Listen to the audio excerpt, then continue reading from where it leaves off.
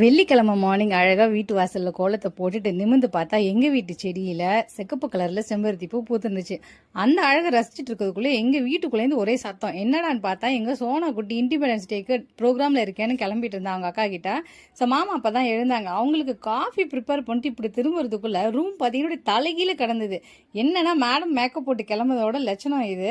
சோனா குட்டி அழகாக பட்டு பாவாடை சட்டை போட்டுட்டு சோஃபி தான் மேக்கப் பண்ணியிருந்தா. ஜவுரி முடியெல்லாம் வச்சு பூவெல்லாம் வச்சோடனே பார்க்கணுமே அவ்வளோ அழகாக இருந்தா. நான் ஒரு 10 நிமிஷம் என் பிள்ளைய அப்படியே கண் கொட்டாமல் பார்த்துட்டு இருந்தேன். ஸோ சோஃபி வந்து ஃபோட்டோ எடுத்துட்டு பார்த்தது போதுமா, எனக்கு டைம் ஆகுது, என்னை விடு அப்படின்னா. சரி இரு சோனா குட்டி இன்னொரு தடவை அம்மா அழகாக பார்த்துக்கிறேன்னு சொல்லிட்டு பார்த்துட்டு இருக்கும்போது டைம் ஆயிடுச்சுன்னு குடுக்குடுன்னு ஓட ஆரம்பிச்சிட்டா. சரி வாசலில் போய் செருப்பு போட்டவ கையை நீட்டிட்டு இருந்தா. என்ன சோனா குட்டின்னு கேட்டால் அப்பாவை பாருமான்னு சொன்னான். சரி ஏத்தாப்புல கொடியேத்தனான்னு சொல்லி எங்கள் மாமா நின்று சல்யூட் அடிச்சுட்டு இருந்தாங்க. சரி ஓகே வாப்பா டைம் ஆகுதுன்னு சொல்லிட்டு கிடக்குறேன்னு கூப்பிட்டு கிளம்பிட்டான்.